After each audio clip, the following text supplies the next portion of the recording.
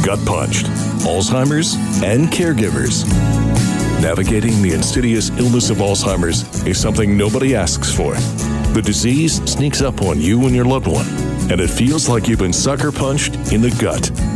Then you ask, where do we turn for help? Who do we call? What do we do? These questions and more are what we hope to answer and give you some direction and hope. Now let's join our host, Jeff Edwards. Greetings and welcome. This is GutPunched, Alzheimer's and Caregivers, episode 41, or what to look for in a memory care facility for your loved one. Today we'll be sharing some information about the FDA's okay of monthly maintenance dose for Leqembi, and we'll find out how to nap to boost cognition, and I'll be taking notes on this one. And then we'll talk with a dedicated caregiver who will share what he looked for in his search for a memory care facility for his wife. Now, this is not an easy task. Our GutPunched Alzheimer's and Caregiver rules, they play a major role in your journey. And what are they? 1, you have to take care of yourself, because if something happens to you, who is going to take care of your loved one? Number 2, you can't do it alone. You need help. Find good caregiver groups or a network with friends or relatives. And number 3, make a list of people or friends, relatives, co-workers who have offered to help you in time of need, and then make a list of things you need done but can't do yourself because caregiving duties are overwhelming. Use the lists. Start at the top, keep going till you get what you need done, and you'll find that very helpful. Okay, let's begin. Here's an article from Newsmax. FDA okays monthly maintenance dose for Leqembi.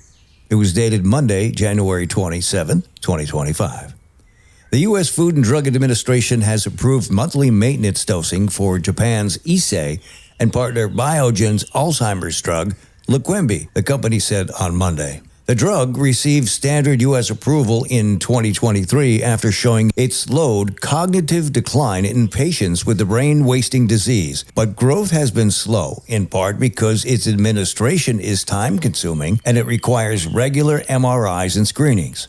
Patients can switch to a monthly dose after having received an intravenous infusion of the drug every 2 weeks for 18 months, the company said in a joint statement. They can also continue to dose once every 2 weeks. Leqembi clears sticky deposits of protein called amyloid beta in the brain, believed to be a hallmark of Alzheimer's disease.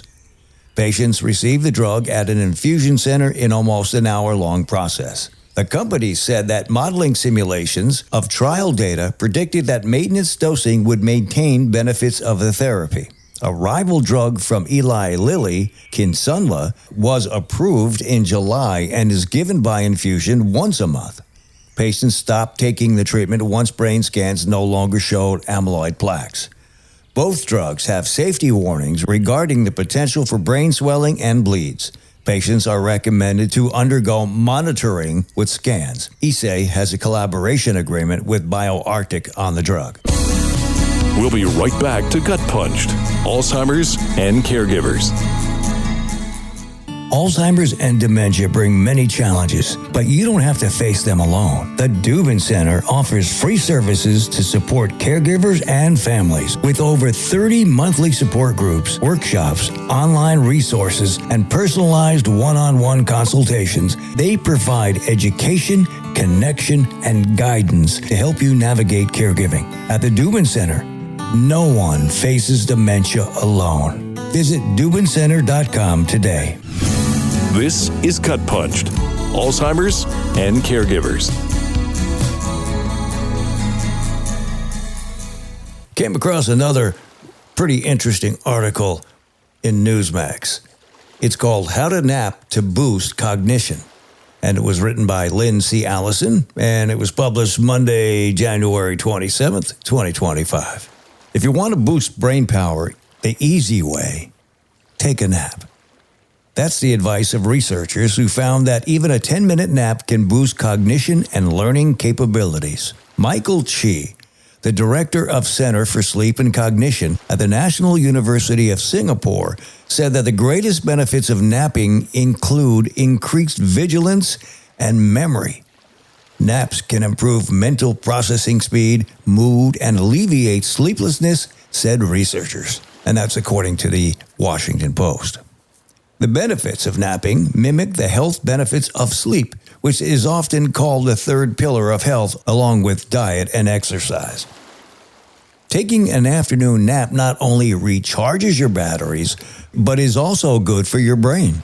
One study found that daytime napping could slow the rate of which the brain shrinks as we age. The researchers found that brain volume between people who napped regularly and those who didn't was equivalent to 2.6 to 6.4 years of aging, according to Sky News. Senior author Victoria Garfield from the University College of London said that our findings suggest that for some, short daytime naps may be part of the puzzle that could preserve the health of the brain as we get older.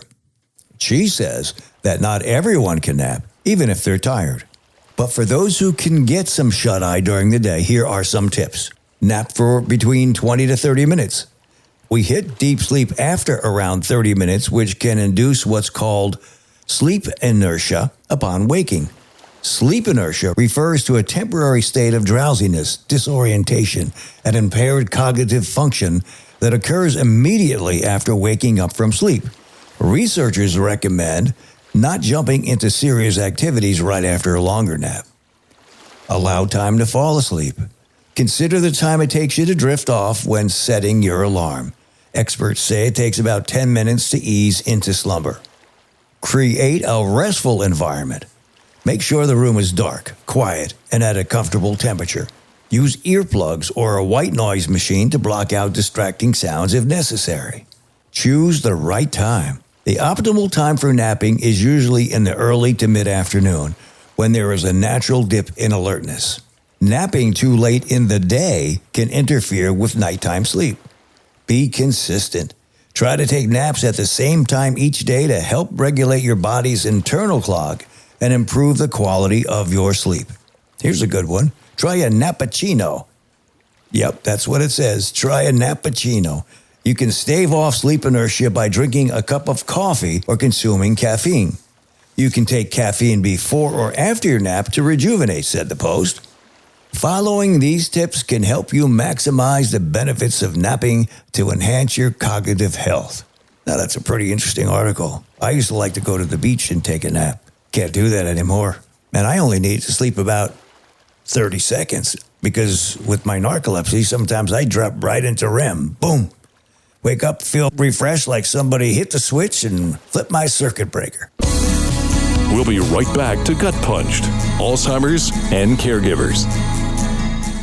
If you have a loved one who suffers from Alzheimer's or any other type of dementia, you probably worry about where to find and get help. You're not alone. Do you know about the guide? The program supports individuals with dementia and their caregivers through comprehensive no-cost assistance from the Center for Medicare and Medicaid Innovation. There is no cost. It's free for participants with no changes to current care. There are flexible respite options with care for your loved one at home, in a facility, or a day program. There's seamless care coordination with expert assistance in navigating community resources and accessing medical care. There is broad eligibility with all people with dementia who are covered by traditional Medicare eligible. There is a trained professional to help coordinate and ease your care responsibilities. The Guide program is here to help lighten the burden of dementia care, providing essential support and practical solutions for families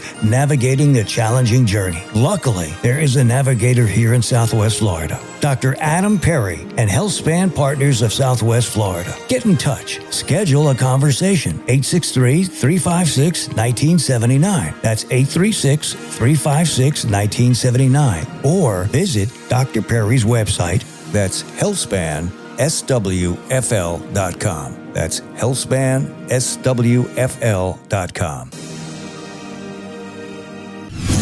This is GutPunched, Alzheimer's and Caregivers. One of the hardest things to do when you have a loved one that has Alzheimer's or another form of dementia is to decide when and where to place them into a facility for 24/7 care. You've probably been their caregiver for several years, and you've probably worn yourself out. Remember Gut Punch rule number 1, you have to take care of yourself. So how do you decide on a place? What do you look for? We frequently mention how important it is to find a caregivers group, and that's Gut Punch rule number 2. Well, this topic is something that you might find in a caregivers group. Today, we're going to talk with a gentleman who lives in Fort Myers, Florida, and let him explain what he went through and how he found a place for his wife that he is very happy with. He shares what to look for and what not to look for, along with how he still takes care of his wife and stays as connected as he can during this time in their lives. It's not an easy job, and it's not an easy topic, but it's better to be proactive so you're both comfortable with the decisions. Let's let him tell you his story. I'm on the phone with Hal. Hal, how are you doing this morning? Doing quite well, thank you. Good. I appreciate your time. Can you tell us about your current situation with your loved one? My wife is currently in memory care in a facility here in Fort Myers. She's been there approximately 18 months, and she's been diagnosed with late-stage Alzheimer's. So she's getting frail. She's lost about 17 pounds, so we're watching that closely. Mm-hmm. That's where she is. When and how did you decide when to take action in finding a facility for your wife? Well, approximately 3 years ago, she was diagnosed with Alzheimer's. She took the testing and saw a psychologist, etc. They gave her what's known as the MMSE, and she scored 15 out of 30, both with our primary care doctor and the psychologist. I had been looking for a place up north where we were at one time, and I checked out 3 different locations, but I knew she had to go to a facility because I was taking care of her for about 6 years by myself, and it was becoming untenable. So, when you were looking, what things were you considering in selecting a facility? Well, the general facilities I looked at up north were 3. One was I wouldn't put my worst enemy in. Then another one was quite airy. We sampled the food there. It was reasonably good. The price was really not a problem, but I was looking for a respite initially, so they would only give me about a week respite. Found another place which was good, and they would give me a 30-day respite. So I put my wife in there with the understanding with those folks that in 30 days she would be moving out. And then I started looking down here in Florida. But looking at those 3 facilities up north gave me the basic idea of what I was looking for down here. Mm-hmm. So I started contacting facilities, and I found one that was built about, now 7 years ago, and they do not evacuate during a hurricane. They're built to withstand a Cat 5. Oh, wow. And my neighbor supplies 68 different assisted living and memory care facilities up and down the west coast of Florida. So I talked to him. We talked about where to go and where to look at. So he suggested some places, but what he recommended was on McGregor, but I knew that would be prone to flooding. And he recommended another place not too far from here. I checked that out, and I checked out its sister location south of Daniels on 6 Mile Cypress. And that's where we ultimately chose. One, because they had fresh food every day, nothing frozen. The food was actually quite good. Some of the meals are really very good. They'll serve salmon and roast turkey and beef and all that good stuff. Mm-hmm. They showed me around the memory care facility. It was airy. The corridors wide, and they had enough staff at the time. So I opted to go with that route. Another place I looked at actually was like a place we looked up in New Jersey. I wouldn't put my enemy there. So we chose this place. Now, how long a process was that? With a month, 2 months, 5 months? Well, up north, it was probably about 3 months maximum. And then down here, I'd already made a few phone calls and spoke with my neighbor, and really didn't have to go to too many different places. Really, really looked at 2 places down here. Finally selected on the Cat 5. That's what really, really sold me on that particular location, because evacuating a memory care patient, either by myself or the facility evacuating him, was problematic. So I went with that location. So you have to look at all these things. So they have enough staff? What are they going to do? The food. Food is really important. And the medical staff, I met them. They were very competent. Met the psychologist that they have that comes around. She's very competent. It was a good choice. It was a good fit. And also, it was only about 8 miles from the house by road, not 15 or 20 miles. And I didn't want to put my wife in a place and then have to move her again. So that's why I chose where we chose. Mm-hmm. I get that every place is a little bit different and everyone's needs and expectations are going to be a little bit different based on the circumstances. When you looked at it, what did you expect of the facility and the staff? And are they doing what they are supposed to do currently? Well, I expected them to take care of my wife when I'm not there, do what I would do. And for the most part, they're doing that. They will waken her in the morning, change her pen. I hate to say that, but that's necessary. Mm-hmm. They'll get her dressed. A couple of times a week, they'll give her a shower. They'll make sure she's clean, make sure she has clean clothes. They'll do her laundry twice a week. They'll change the bed linen weekly. They'll turn the TV on if she needs that and shut it off if she needs that. They will give her her meds. They're very diligent about that. They will not do anything that is not called for, if you know what I mean. It's nothing out of the ordinary. But I would highly recommend, you're the advocate. You're putting your loved one in a facility, and you must be there in some form or fashion. I have actually 4 cameras in my wife's room. Really? Yeah. And she took a fall, and the camera, this was after the fact. I was getting ready to go to bed, and I reviewed the video, and I found that she had fallen, but she had not lost consciousness. So I scrambled their medical facility. They called out EMTs and took her to the hospital. But the fact that she hadn't lost consciousness changes the complexion of the treatment they would give her. So this is important that they be monitored 24/7. And I believe there's a law they're trying to enact, some state senator is, where they will permit people to put cameras in. And I would highly suggest that I would ask that question looking at a facility, do you permit cameras? If they say no, you need to turn around and walk away. So you have to be your wife or loved one's advocate. I'm certainly glad to put more than one camera in there. If they mistreat your loved one, you have it on record. It's on video. Very, very important.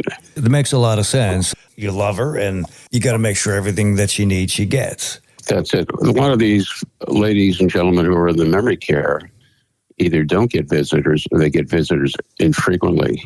They really don't know if they're being treated properly unless they see it. So that's where I've gone. I'm maybe a little bit overboard. It suits me. I don't mind. This morning I woke up and looked at all the video, not the video, but have thumbnails of all the activities. So I can see who's coming in. They check on her at night, check on her in the morning. They take out the trash at night, and all that stuff is recorded. So I know what's going on. That's it. Yeah. What are some things that you can share that might help other caregivers in their quest? But is there anything else that you can think of that? The quality of the food, because the assisted living group has larger portions, but they have the same food. The memory care gets smaller portions, but they also get the same food. It has to be fresh. It should be fresh.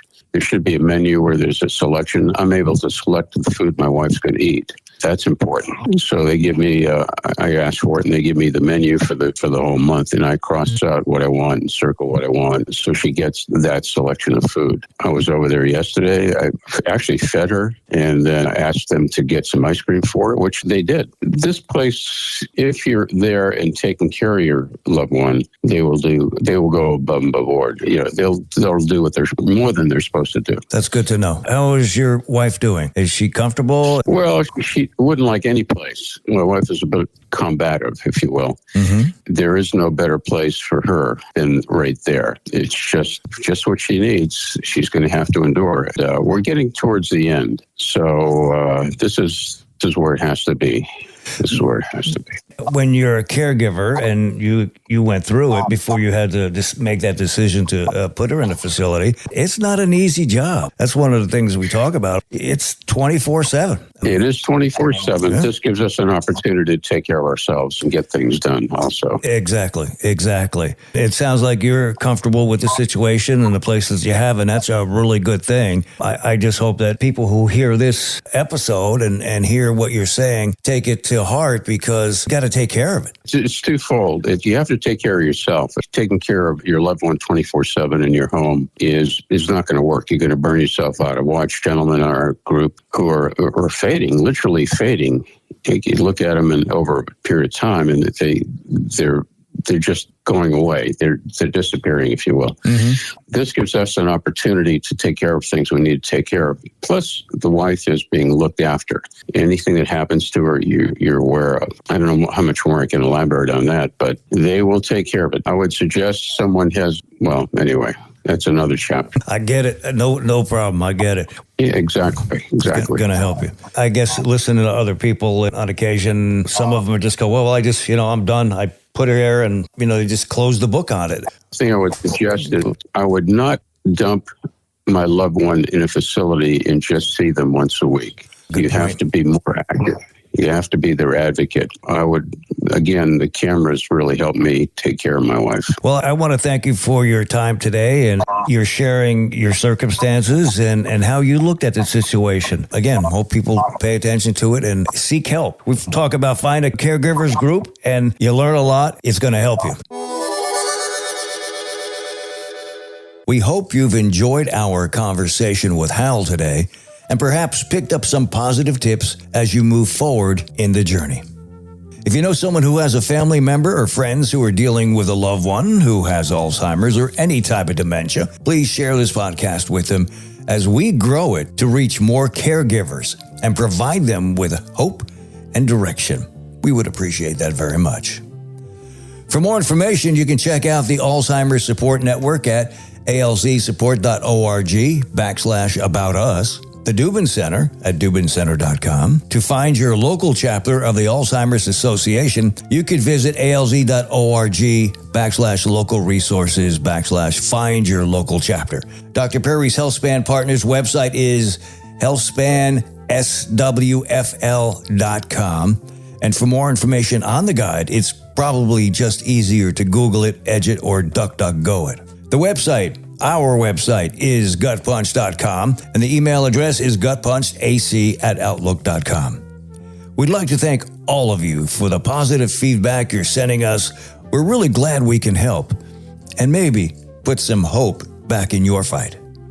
Thanks for being a part of our audience, and please come back again.